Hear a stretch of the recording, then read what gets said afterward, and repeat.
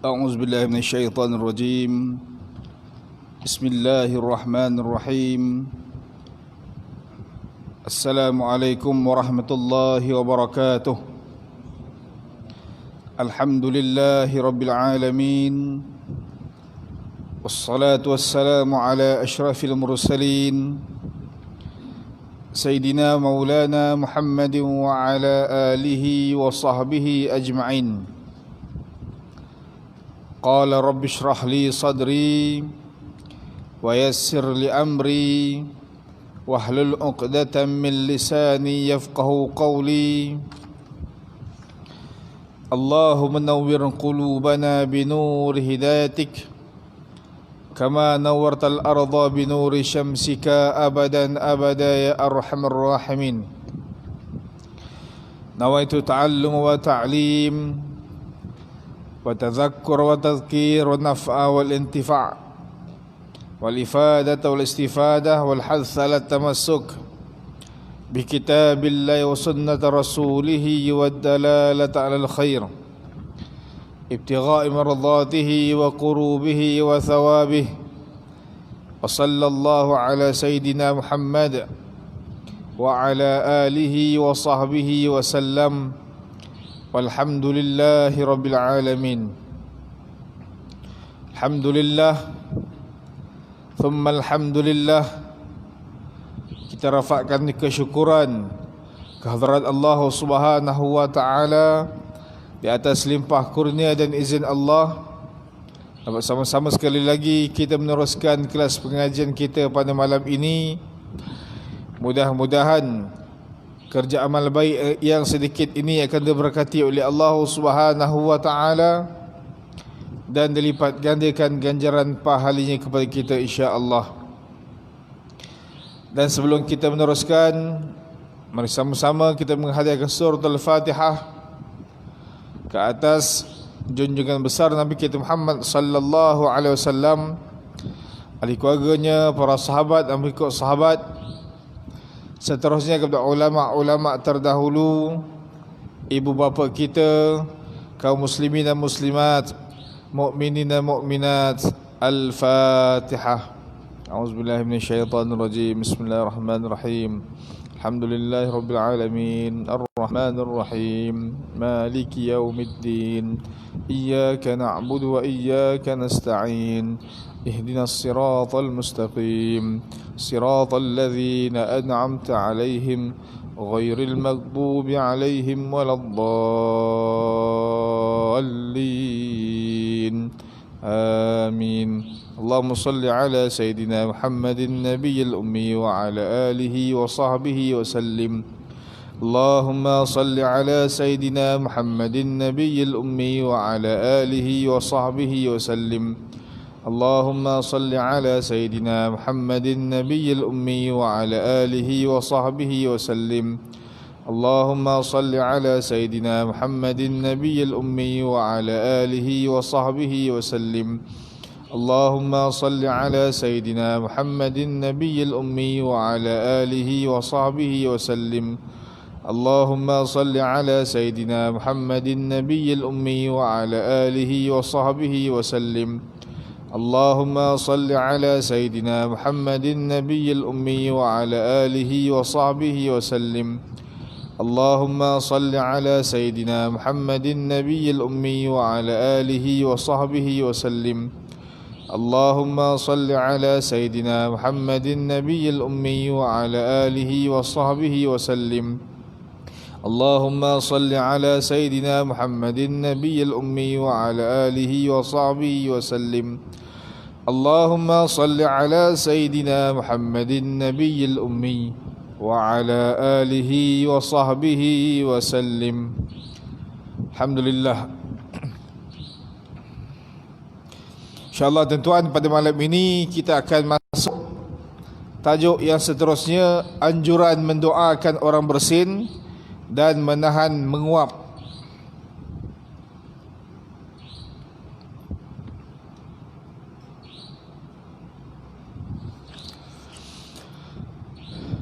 أعوذ بالله من الشيطان الرجيم. بسم الله الرحمن الرحيم. وقال المصنف رحمه الله تعالى: نفعنا بعلوم في الدارين آمين.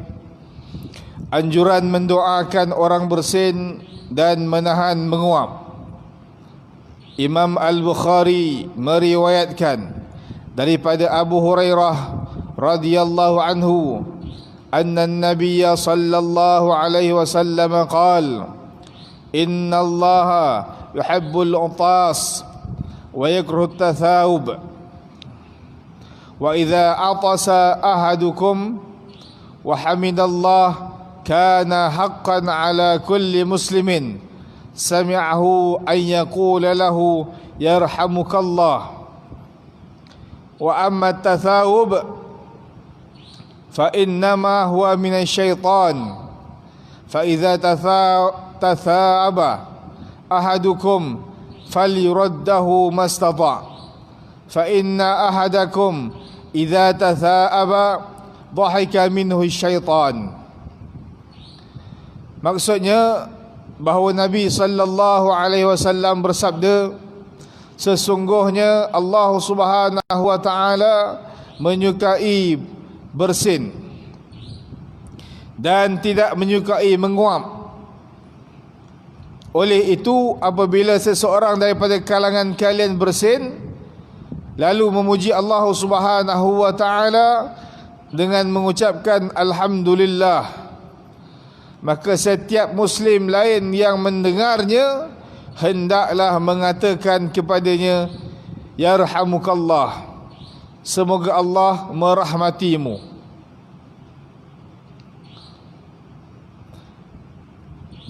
Adapun menguap, sesungguhnya ia hanya datang daripada syaitan. Apabila salah seorang daripada kalangan kalian menguap, maka dia hendaklah menahannya selagi dia termampu.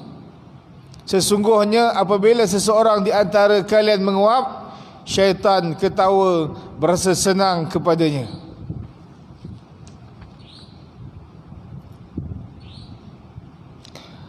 Imam Al-Bukhari meriwayatkan daripada Abu Hurairah radhiyallahu anhu anin Nabi sallallahu alaihi wasallam qala idza atasa ahadukum falyaqul alhamdulillah walyaqul lahu akhuhu aw sahibuhu yarhamukallah fa idza qala lahu yarhamukallah falyaqul yahdikumullah wa yuslihu balakum.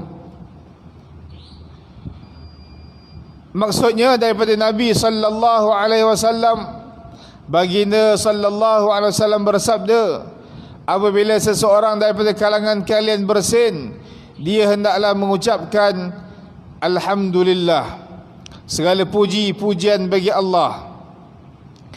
Manakala apabila dia mendengar, yakni saudaranya ataupun kawannya mengatakan yarhamukallah, fa idza qala lahu yarhamukallah falyaqul yahdikumullah, hendaklah menjawab sesungguhnya Allah memberi petunjuk kepada kalian, wa yuslihu balakum, dan memperbaiki keadaan kalian.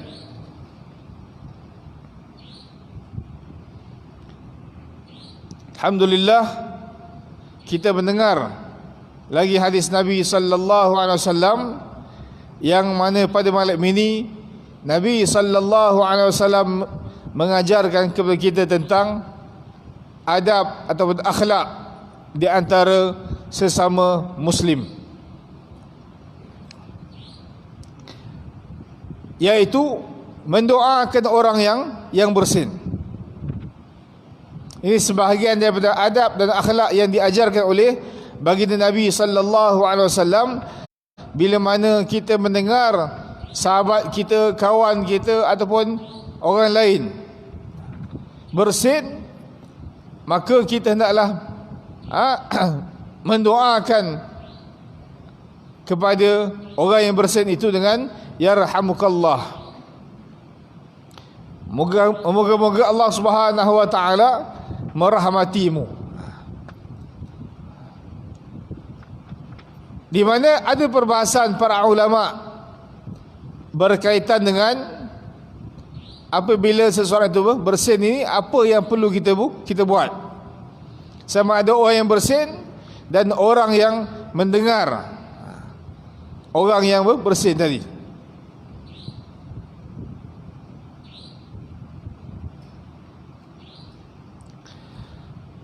Dan terdapat beberapa adab yang diajarkan oleh baginda Nabi sallallahu alaihi wasallam. Ketika mana seseorang yang bersin, yang disebutkan oleh para ulama, ada beberapa keadaan berdasarkan kepada hadis Nabi sallallahu alaihi wasallam. Antaranya yang pertama, ketika mana seseorang itu bersin, maka hendaklah dia merendahkan suaranya dan tidak secara sengaja mengeraskan suara bersinnya. Kalau kita boleh tahan, perlahankan tuan. Kadang-kadang yang tak syoknya bersin tu, kita bersin depan muka orang. Depan muka orang. Kita kena fahami bahawasanya yang pertama sekali, bersin ini adalah perkara yang disukai oleh Allah Subhanahu wa taala. Banyak kelebihan-kelebihan bila seseorang itu bersin. Mengeluarkan, menghilangkan banyak penyakit yang ada dalam tubuh badannya.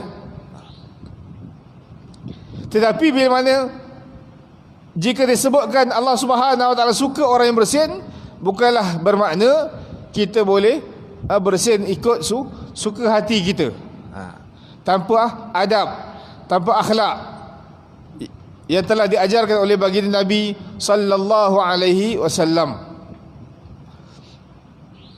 Maka bila mana seseorang itu bersin, maka dia hendaklah merendahkan, perlahankan suara dia.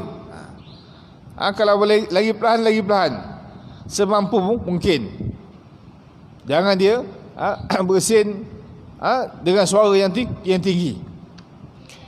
Kerana Nabi sallallahu alaihi wasallam pernah menyebutkan dalam satu hadis, anna an-nabiy sallallahu alaihi wasallam kana idza atasa ghatta wajhahu biyadihi aw bithawbihi wa ghadda biha sawtahu. Bahawa Nabi sallallahu alaihi wasallam apabila bersin, baginda sallallahu alaihi wasallam akan menutup wajah dengan tangan atau kainnya sambil merendahkan suaranya. Nabi bersin, tutup mulut, ambil dah tangan tutup satu, ataupun dengan baju, bersin dah dalam baju, untuk mengelakkan daripada suara yang keras ketika mana bersin. Ini antara akhlak yang diajarkan oleh baginda Nabi sallallahu alaihi wasallam.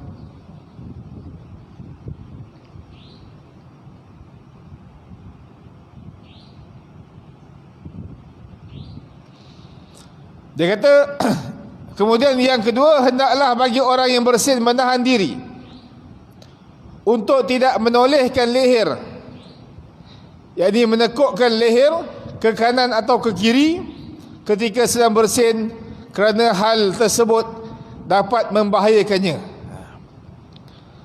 Seandainya lehernya menoleh ke kanan ataupun ke kiri, dimaksudkan untuk menjaga agar tidak mengenai teman duduk di sampingnya. Kita ada sahabat kita di sebelah kanan, bersin sebelah kanan, ataupun sahabat kita duduk sebelah kiri kita, bersin sebelah kiri kita, ataupun sahabat tak ada di depan kita, maka kita bersin dekat muka dia. Ini yang ditegah oleh Nabi sallallahu alaihi wasallam.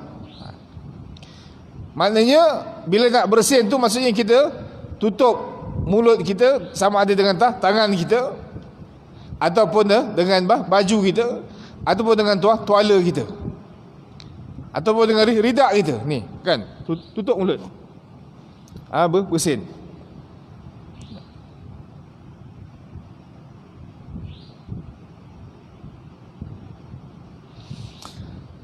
Telah terjadi pada beberapa orang ketika bersin memalingkan wajahnya dengan tujuan untuk menjaga agar teman duduknya tidak terkena, namun berakibat kepadanya kaku dalam posisi menoleh. Tiba-tiba dia jam, dia nak ngelakkan orang, jam, kaku. Maka sebaiknya dia menundukkan kepalanya ke bawah, kan, ataupun tutup mulut dengan tangan dia, ataupun dengan masukkan dalam baju, ataupun dengan tuala dan sebagainya, tisu ke, ikutlah. Baik, kemudian dianjurkan, yang ketiga, dianjurkan kepada orang yang bersin untuk mengucapkan alhamdulillah. Ini tuan-tuan, bila mana Allah Subhanahu wa taala memberi kita nikmat bersin. Nikmat bersin ni nikmat, tuan-tuan. Kan? Bila kita dah bersin tu rasa lega sangat. Maksudnya banyak bakteria-bakteria yang telah keluar. Penyakit-penyakit yang telah keluar daripada badan kita. Maka kita akan rasa lega. Ada sebagian orang yang nak bersin tapi tak boleh bersin. Saya pernah jumpa orang macam tu. Nampak dia tak bersin tu macam susah sangat nak bersin. Macam nak bersin tapi tak jadi bersin. Macam nak bersin tapi tak jadi. 3-4 kali nak bersin tak jadi. Bayangkan dia punya azab tu. Dia punya azabnya bila bersin tak jadi. Rasa macam stres dibuat ni, kan? Sebablah bila mana Allah Subhanahu wa taala beri kita nikmat boleh bersin dengan sempurna, maka ucapan bagi orang yang beriman kepada Allah Subhanahu wa taala, ucapan bagi orang yang mengaku muslim dengan kalimah alhamdulillah, kita ungkapkan syukur kita kepada Allah Subhanahu wa taala dengan memuji Allah Subhanahu wa taala. Sebab banyak penyakit-penyakit yang keluar daripada bersin tadi. Maka sewajibnya kita bersyukur dengan nikmat Allah Subhanahu wa taala tersebut. Bayangkan kalau tak boleh bersin, kan? Oh ya Allah. Kena pula jenis yang ada resdung, kan? Resdung. Hidung gatal, satu hidung gatal. Tapi nak bersin tak boleh. Nak bersin tak boleh. Dia punya azabnya tuan punya badan saja yang tahu, kan? Jadi bila mana Allah Taala bagi kita boleh bersin, dan bersin itu juga jadi satu perkara yang disukai oleh Allah Subhanahu wa taala, maka selayaknya untuk kita memuji Allah Subhanahu wa taala, wa hamidallah, dan memuji Allah Subhanahu wa taala.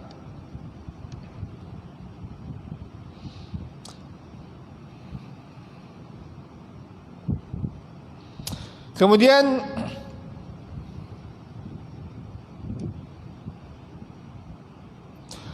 dia kata tidak disyariatkan kepada orang-orang yang ada di sekitarnya untuk serta-merta mengucapkan pujian kepada Allah Subhanahu wa taala, yakni menjawabnya ketika mendengar orang yang bersin tadi. Maksudnya orang yang dengar tadi, dia bukan ungkapkan dengan ucapan alhamdulillah. Dia ada ungkapan ataupun ada lafaz yang perlu diungkapkan, setelah mana orang yang bersin itu memuji Allah Subhanahu wa taala.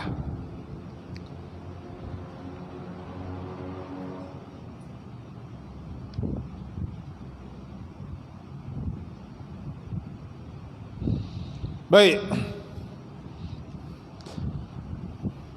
Kemudian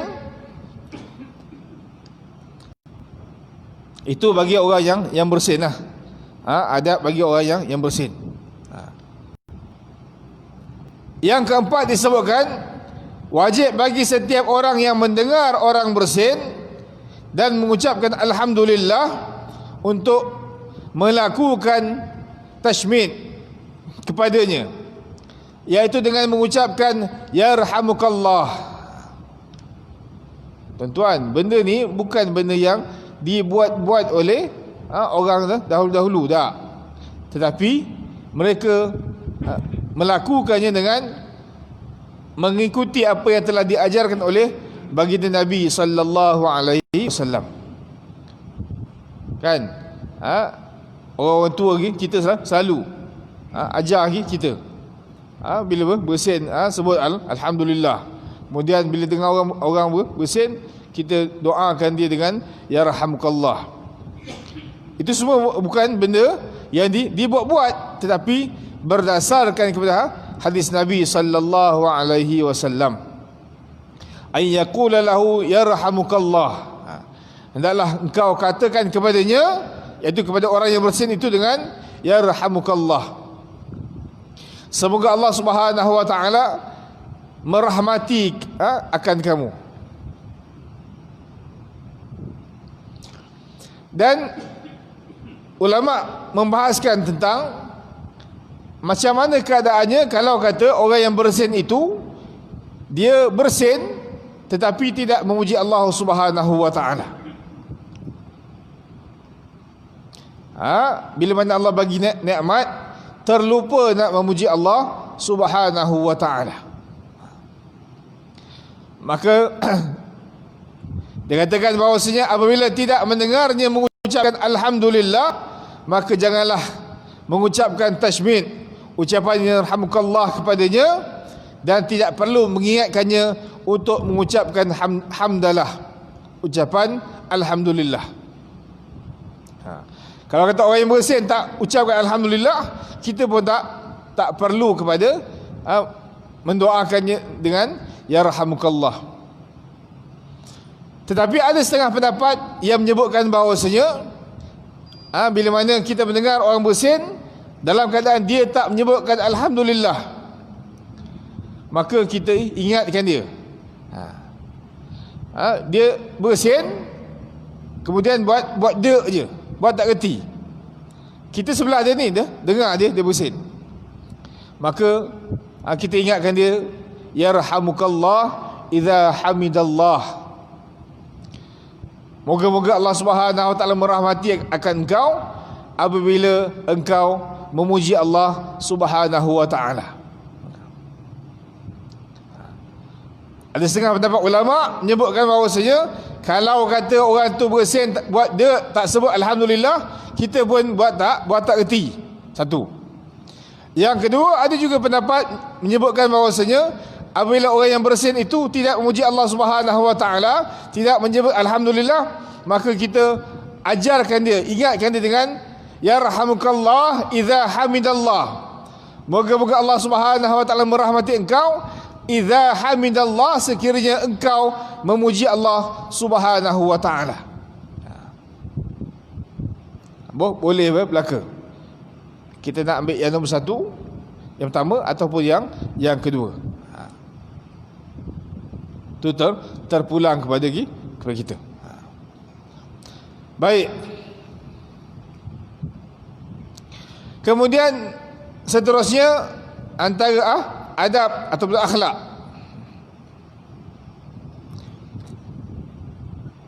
Dalam tajuk bersin ini dia kata bila ada orang kafir bersin. Bila ada orang kafir yang bersin, lalu dia memuji Allah Subhanahu wa taala. Tuan-tuan, kita mungkin agak pelik kan? Di negeri kita ni agak pelik, orang kafir puji Allah Subhanahu wa taala. Orang kafir bagi salam dekat kita. Orang kafir ucap alhamdulillah. Orang kafir dia apa lagi? Sebutkan masya-Allah, subhanallah. Orang kafir tak beriman tapi dia sebut kalimah-kalimah seolah-olah macam seorang muslim. Maka dikatakan bahawasanya bila mana ada seorang kafir yang bersin, lalu dia memuji Allah Subhanahu wa taala, dia bersin kemudian dia sebut alhamdulillah, maka dikatakan bahawasanya boleh berkata kepadanya dengan yahdikumullah wa yuslihu balakum. Yahdikumullah wa yuslihu balakum.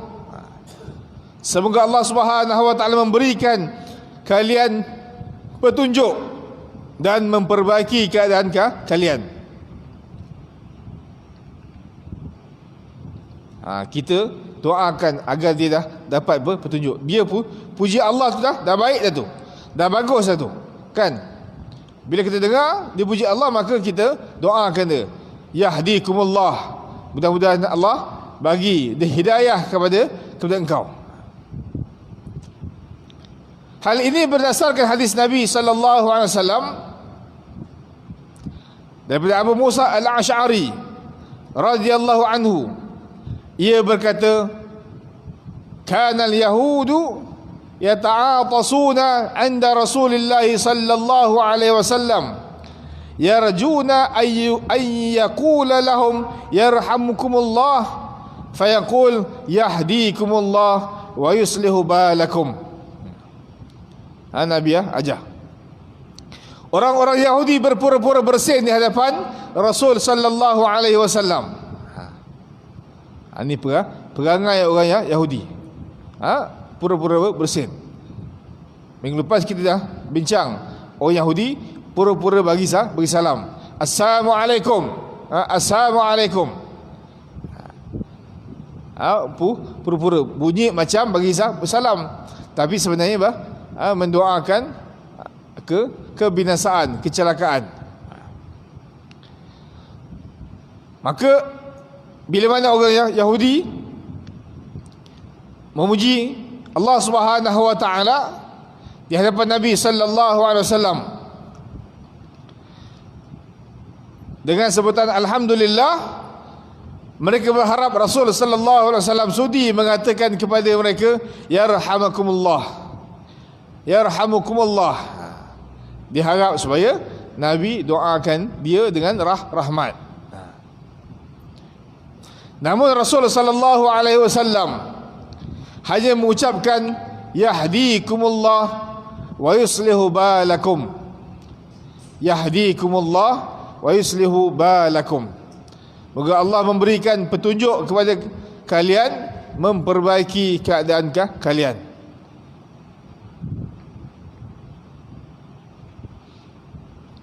Tuan. Maknanya bila mana ada orang yang bukan Islam bersin dekat kita, kemudian kita dengar dia ucap alhamdulillah. Kalau belah-belah Kelantan, Cina Kelantan tuan, Cina Kelantan. Bukan kata Cina, India Kelantan kan.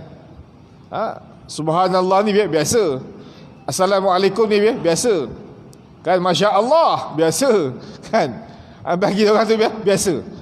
Sebab bi'ah dia, keadaan negeri dia, bi'atus salihah, suasana yang baik, keadaan yang baik. Jadi mereka terkesan dengan ucapan-ucapan yang baik ni. Maka bila mana mereka mengucapkan alhamdulillah ketika mana bersin, maka kita mendoakan dia yahdikumullah. Moga-moga Allah Subhanahu wa taala memberi hidayah kepada engkau.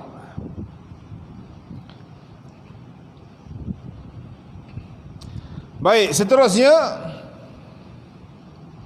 apabila orang yang bersin itu menambah jumlah bersinnya lebih dari 3 kali. Ini jenis orang resdung kan. Resdung ni bukan bersin sekali, 4-5 kali dia bersin. Dia bersin sekali, alhamdulillah yarhamukallah. Bersin 2 kali, alhamdulillah yarhamukallah. Bersin 3 kali, alhamdulillah. Apa kita nak sebut? Baik.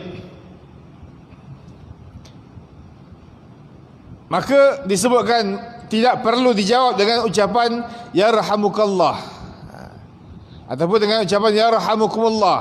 Tak perlu masa tu.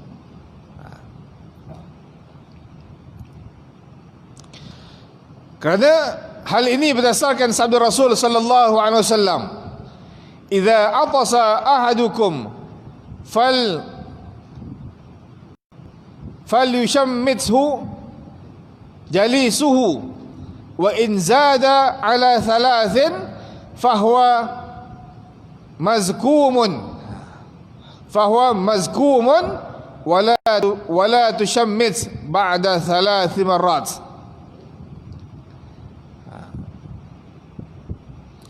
Apabila salah seorang di antara kalian bersin, maka bagi yang duduk di dekatnya setelah mendengarkan ucapan alhamdulillah, hendaklah menjawabnya dengan ucapan ya rahmukallah.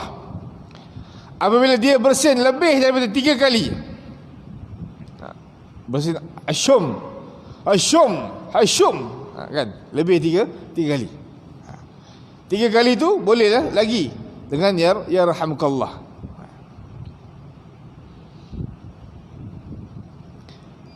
Dia kata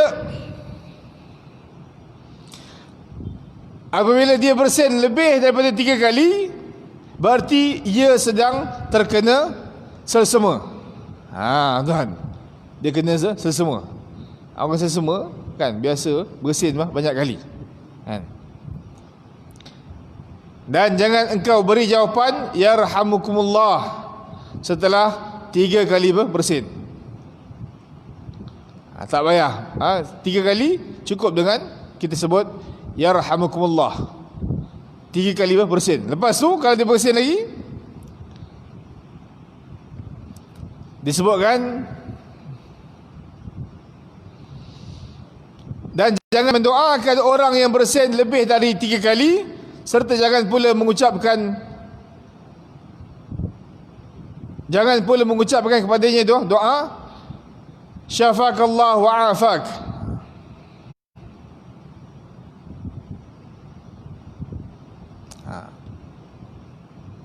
Ini tentang ada perbahasan para ulama. Kalau kata orang bersin 3 kali, maka kita mendoakan dia dengan ya rahmukallah. Ada setengah pendapat menyebutkan bahawasanya bersin 3 kali ya rahmukallah, kemudian bersin kali keempat kita tidak menyebutkan ataupun mendoakan apa-apa kepadanya, hatta syafakallah ataupun wa'afak. Walaupun dengan ucapan kita mendoakan semoga Allah Ta'ala bagi kesembuhan pada penyakit engkau.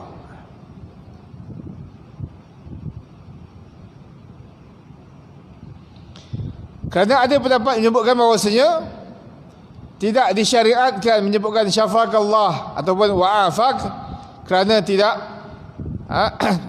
terdapat hadis Nabi SAW yang menyebutkan demikian. Tetapi ada setengah pendapat ulama yang menyebutkan bahawasanya bila mana kita mengetahui seseorang sahabat kita ni sakit kan, sesemua ni termasuklah dalam salah satu daripada penyakit, maka tidaklah menjadi satu kesalahan untuk kita mendoakan kesembuhan, kesihatan kepada sahabat kita ni dengan mendoakan syafakallahu alaik. Contoh, moga-moga Allah Ta'ala memberi kesihatan, kesembuhan kepada penyakit engkau. Moga cepat sembuh. Syafakallah ataupun wa'afak. Ini ada beberapa pendapat para ulama tentang syafakallahu alaik ni ataupun syafakallahu wa'afak ni disebutkan tidak disebutkan oleh Nabi SAW, tetapi dibahaskan oleh para ulama.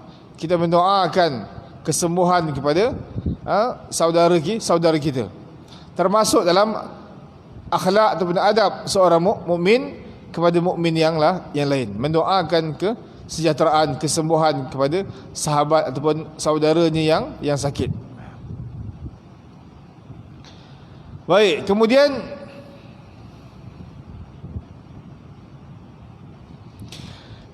yang seterusnya, apabila ada orang yang bersin sedangkan imam sedang berkhutbah, khutbah Jumaat.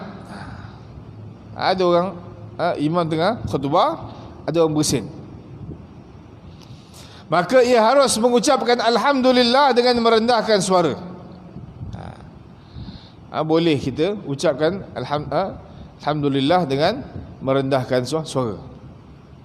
Bersin, dengar pada telinga kita sendiri saja ucapan alhamdulillah.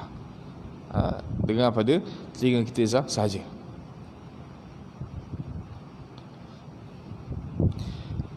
Dan dia kata tidak wajib untuk dijawab ya rahamukumullah, kerana diam di kala khutbah Jumaat adalah wajib hukumnya. Orang yang dengar tu tak payah nak mendoakan dia ketika itu, ketika khutbah Jumaat. Ada pendapat ulama yang menyebutkan kalau kita nak doakan juga, maknanya kita doakan dalam hati. Mudah-mudahan Allah Ta'ala merahmati engkau. Contohnya doa dalam hati, tanpa kita melafazkan ungkapan doa tersebut.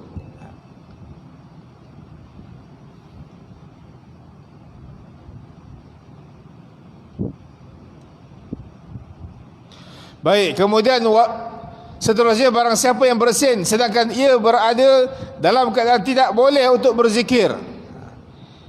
Dia bersin tapi tak boleh nak berzikir. Contoh, bersin dalam jamban, kan? Boleh tak boleh zikir ni sebab alhamdulillah dalam jamban? Tak boleh. Tak boleh. Sebab ucapan alhamdulillah itu ucapan yang mulia. Tidak selayaknya kita menyebutkannya dalam jamban, dalam tandas.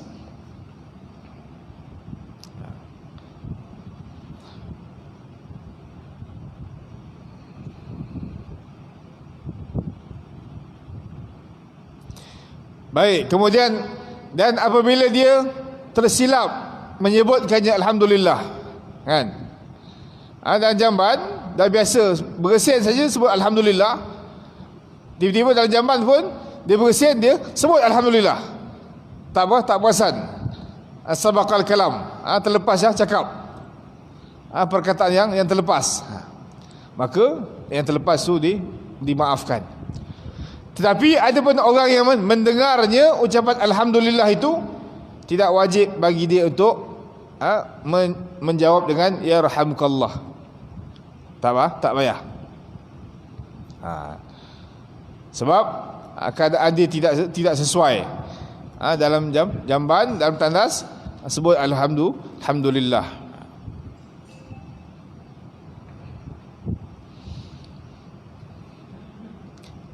Dia sama juga macam kita berzikir, bertasbih, berselawat dalam tandas, dalam jamban, kan? Atau bawa Al-Quran kecil, Al-Quran poket tu masuk dalam tandas. Ataupun yang kita bawa khatam, ataupun cincin yang ada nama Allah, nama Nabi Muhammad sallallahu alaihi wasallam. Ataupun ada cincin Muhammad Rasulullah, kan? Muhammad Rasul Allah. Maksudnya adakah kalimah Allah, ada kalimah Muhammad, maka tak boleh dimasukkan dalam tandas, sebab memuliakan nama tersebut. Begitu juga dengan ucapan ataupun ungkapan, ataupun kita bawa Al-Quran kecil dalam tandas pun tak boleh. Bawa apa-apa kertas yang ada tulisan contoh Bismillahirrahmanirrahim, kan? Pun tak boleh. Itu sebab. Dan berdoa dalam tandas pun tak boleh, tuan. Doa dalam tandas pun tak boleh. Nak doa bila? Doa ketika mana keluar daripada tandas. Alhamdulillahillazi azhaba 'anil adza wa 'afani, kan? Kita ucap syukur, terima kasih dekat Allah sebab hilangkan segala penyakit yang ada pada perut kita. Bukan baca dalam tandas, baca selepas keluar tandas. Sebab kita menyebut alhamdulillah, puji-pujian bagi Allah. Ia telah mengafiatkan aku dan menghilangkan penyakit yang ada dalam perut aku. Maka ungkapan itu, ucapan itu, doa itu tidak boleh disebutkan dalam tandas. Kena keluar tandas, baru kita baca doa. Itu yang sepatutnya. Jangan pula kita baca doa tu dalam tandas. Kalau terlupa lain, dimaafkan. Tetapi kalau sengaja kita bawa cincin yang ada kalimah Allah, kalimah nama Nabi Muhammad SAW, sengaja bawa, atau bawa Quran kecil, sengaja bawa, ni tak ada apa-apa, tuan. Haram hukumnya. Kita meremehkan kalimah ataupun nama Allah, dan meremehkan nama Nabi Muhammad sallallahu alaihi wasallam, dan meremehkan Al-Quran.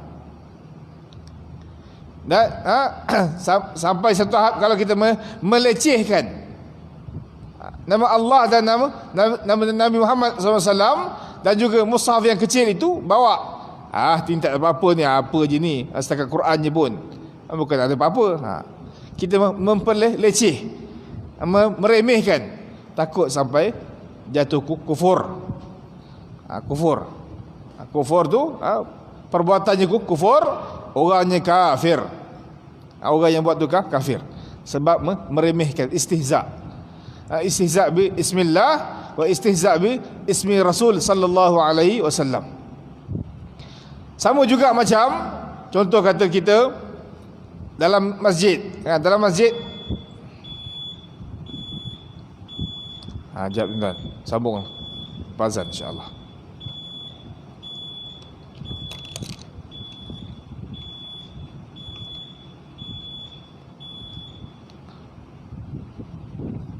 Dalam masjid, untuk saya nak bincang tentang cicak tu, tai cicak. Kan terlupa pula kan.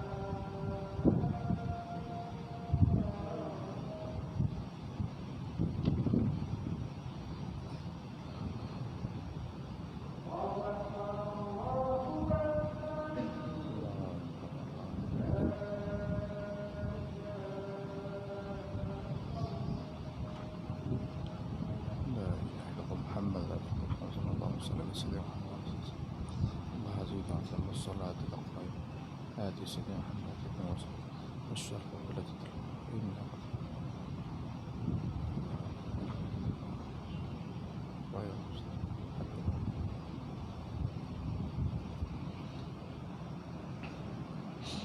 Baik, sikit lagi. Dia sama juga macam kita memandang remeh tentang Al-Quran. Kita dalam masjid, kan? Dalam masjid tengok ada tak cicak dekat lantai. Nak cari tempat tai cicak tu tak jumpa. Kemudian kita tengok dekat ada tepi masjid tu ada robok lama. Robok lama tu tersimpannya Al-Quran lah lama, kan? Tersimpan Al-Quran lama, walaupun dia lah lama, tapi dia ada nilai di sisi Allah Subhanahu wa taala. Cari tempat buat penyapu pun tak cicak tu tak jumpa. Kita pergi kat robok tu, kita koyakkan sikit Al-Quran.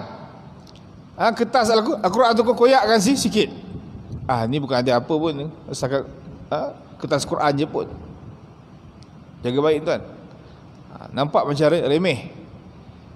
Nampak macam remeh. Dia istihza' bil Quran. Meremehkan, memandang remeh Al-Quran. Ambil koyak, kemudian ambil tak cicak dengan kertas yang tertulis padanya Al-Quran.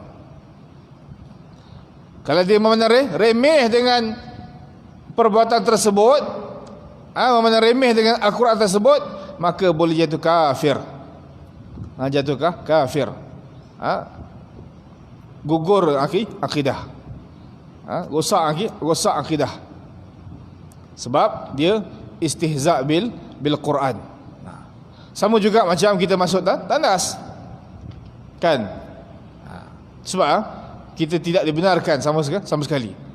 Tetapi kalaulah kata tak sengaja, terlupa, kan? Terlupa. Maka terlupa itu dimaafkan.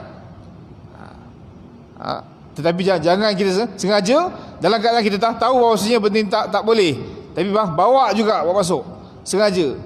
Sengaja nak meremehkan, nak merendahkan Al-Quran, nak merendahkan nama Allah, nak merendahkan nama Nabi Muhammad sallallahu alaihi wasallam. Kita takut sembahyang kita menjadi sia-sia, amalan kita jadi sia-sia, sebab akidah kita terbatal. Jadi kena hati-hati. Sebablah kita wajib kita mengagungkan Al-Quran, mengagungkan nama Allah Subhanahu wa taala, mengagungkan nama Nabi sallallahu alaihi wasallam, memuliakan perkara-perkara tersebut. Sama hukum dia dengan masuk tandas tadi, kan? Baik.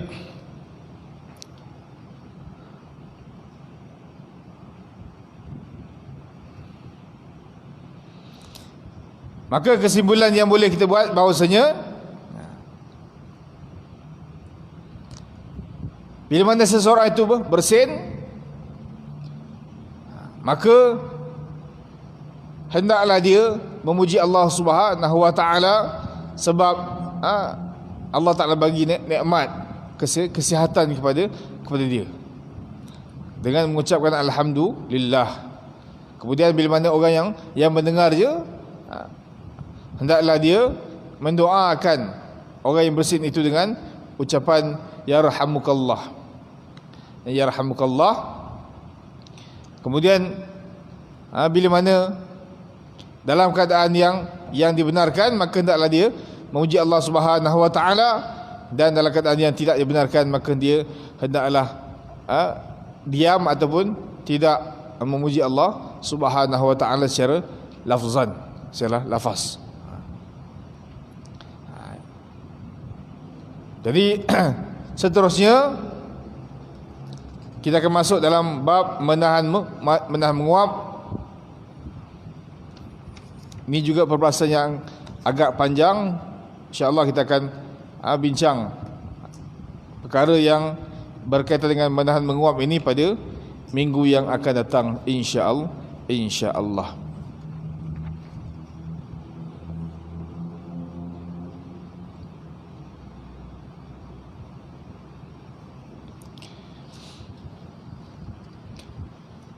أعوذ بالله من الشيطان الرجيم. بسم الله الرحمن الرحيم. الحمد لله رب العالمين. الصلاة والسلام على أشرف المرسلين سيدنا مولانا محمد وعلى آله وصحبه أجمعين. ربنا انفعنا بما علمتنا. ربي علمنا الذي ينفعنا. ربي فقهنا وفقه أهلنا وقرابات لنا في ديننا مع القدر أنثى وذكر. ربي وفقنا وفقكم لما ترتضى قولا فعلا كرما وارزق كل حلالا دائما وأخلق يا علماء نخزى بالخير ونكفى بالشر. ربنا وصلح لنا كل شؤون وأقر بالرضا منك العيون واقضي عنا ربنا كل الديون قبل أن تأتينا رسل المنون واغفر واستر أنت أكرم من ستر. والصلاة الله تغشى المصطفى من للحق دعانا والوفاء بكتاب فيه للناس الشفاء وعلى صاحب مصابه الغرار. اللهم اهدنا بهداك وجعلنا ممن سيف رضاك ولا تولنا وليا سواك ولا تجعلنا خالف أمرك وعصاك. حسبنا الله ونعم الوكيل ولا حول ولا قوة إلا بالله العلي العظيم. وصلى الله على سيدنا محمد وعلى آله وصحبه وسلم والحمد لله رب العالمين في كل لحظة أبدا عدد خلقه ورضا نفسه وزنة عرشه ومداد كلماته والله أعلم. السلام عليكم ورحمة الله وبركاته.